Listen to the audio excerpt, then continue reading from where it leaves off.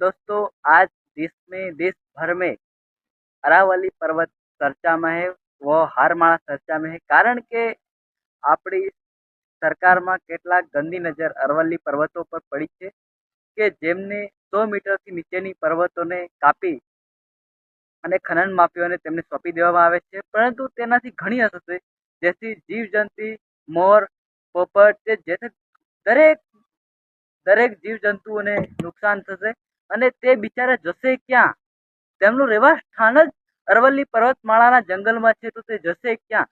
અને જો પર્વતો કપાઈ જશે, જંગલો કપાઈ જશે, તો પછી જંગલો આપણને ઓક્સિજન આપે છે, છતાં આપણને ખબર છે, આપણને ભણાવવામાં આવે છે, છતાં પણ આજે જંગલો કપાઈ રહ્યા છે. તો ભવિષ્યની અંદર વારો આવશે આપણો કે આપણે પીઠ પાછળ ઓક્સિજનનો બોટલ લઈને મોઢે માસ્ક બાંધવું પડશે ઓક્સિજનનું, ત્યારે તમને આપણને જંગલોની કિંમત સમજાશે.